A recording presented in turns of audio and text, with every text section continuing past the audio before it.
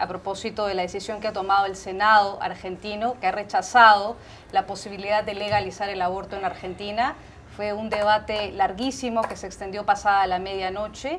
Era la posibilidad de permitir que la interrupción voluntaria del embarazo hasta la semana 14 sea legalizada. 38 senadores en contra, 31 a favor.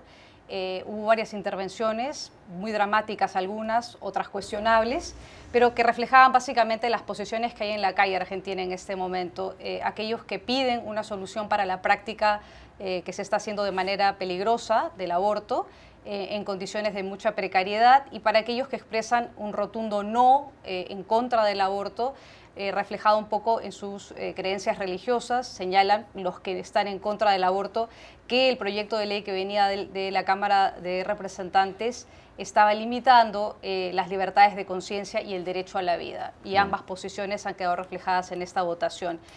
Son dos opciones que también, como dije antes, estaban reflejadas en la calle. ¿Por qué se cayó el proyecto de ley que permitía la legalización del aborto en Argentina y qué posibilidades hay de que esto pueda volver a ser debatido?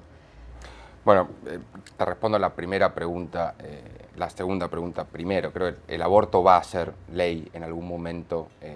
En la Argentina la legalización va a pasar, creo que es solamente cuestión de tiempo. Es uno de los análisis que dejó el extenso debate, se extendió por casi 5 meses en la Argentina y que empujó un movimiento muy fuerte de mujeres, en su mayoría jóvenes, que hace 3 años ya habían dado vida al movimiento Ni Una Menos en contra de la violencia de género. Ahora impulsaron este movimiento por la legalización con sus pañuelos verdes. Creo que eso no se va a detener.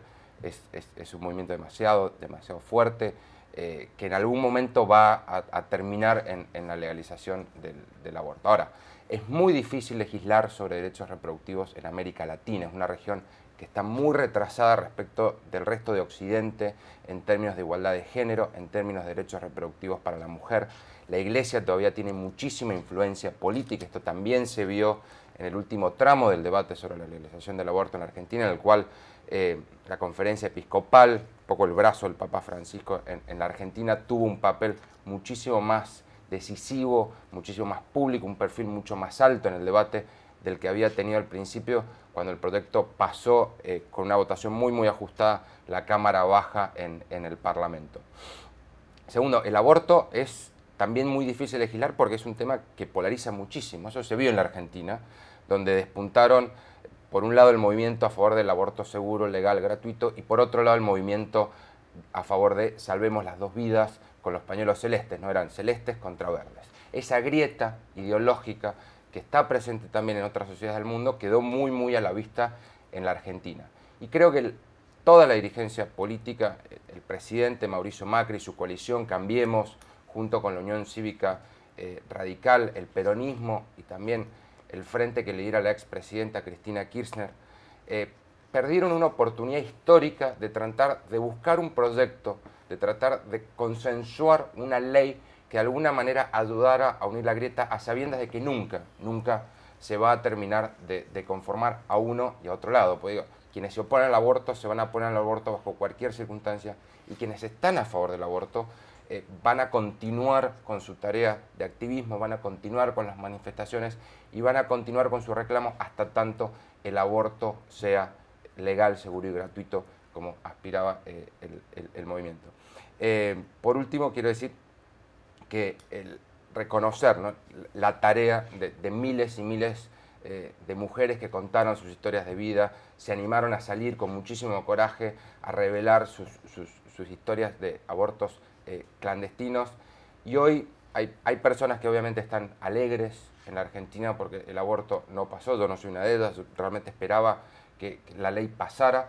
Como te digo, creo que es solamente una cuestión de tiempo hasta que finalmente la Argentina, que ha sido líder en expansión y ampliación de derechos en América Latina, pueda marcar este nuevo capítulo en su historia. Beatriz. Creo que Rafa hace puntos muy importantes en su exposición, y es que el aborto con el tiempo llegará a ser legal en Argentina. Es decir, la forma en la que se ha en la que se ha enunciado este debate ya es aborto clandestino o aborto legal. Es el éxito de las personas que han salido con pañoletas verdes a la calle a decir esto no puede ser así. Es decir, el aborto ha dejado de ser un tabú, algo de lo que no se hablaba, a convertirse en un problema de salud pública y hablar de que hay 50.000 mujeres en la Argentina que cada año tienen que ir a servicios sanitarios porque han tenido complicaciones por abortos que se siguen practicando aunque no sean legales y que son clandestinos. Y en los que, por supuesto, la clase social de la mujer que tiene que acudir a un aborto influye muchísimo. Hay bastantes intelectuales que decían que el aborto se hace, da igual, y que de alguna forma las mujeres más ricas lo que quieren es que siga siendo ilegal, que siga siendo clandestino para salvar un poco la cara, mientras las mujeres más pobres son las que tienen que sufrir las consecuencias de ir a una clínica clandestina, donde hay una suciedad, donde se hacen abortos con perchas. O sea, el debate está ahí, no este año no se aprobará, pero creo que el movimiento es imparable y ahora a ver cómo se sostiene ese movimiento. Es decir, va a ser muy interesante ver cómo la Iglesia Católica, como apuntaba Rafa, con el poder que ha tenido en esta última parte del debate, cuál va a ser su estrategia en estos próximos meses, porque lo que es la ola verde de mujeres que quieren la legalización va a seguir ahí. Me pregunto por dos hechos. Uno, ¿cuál es el efecto que tiene en este momento dentro de Argentina, teniendo en cuenta que hay quienes piensan que dentro del oficialismo, dentro del propio partido de Macri, esta decisión ha dividido al oficialismo, que algunos se decantaban dentro de su propio partido porque este debate continuara y otros que no? Y luego sobre la repercusión en América Latina. Bueno, esto es una decisión muy, muy difícil para mucha gente. Es una cuestión literalmente de vida o muerte. Desde cualquiera de los dos puntos de vista que se vea. Yo no envidio a la gente que tuvo que tomar esta decisión. Yo personalmente siempre he creído en el principio fundamental de que cada persona es dueña de su cuerpo y puede hacer con lo que le plazca. Estoy a favor de la eutanasia, estoy a favor de la venta de órganos. Es interesante que la gente que apoya el aborto usualmente está en contra de eso, pero ahí uno empieza a ver cómo ciertas posiciones empiezan a torcerse, ¿verdad? Pero estoy el principio de que uno puede hacer con su cuerpo lo que le plazca, siempre y cuando no afecte a terceros. Y entonces llegamos a la gran discusión de si hay un tercero de por medio.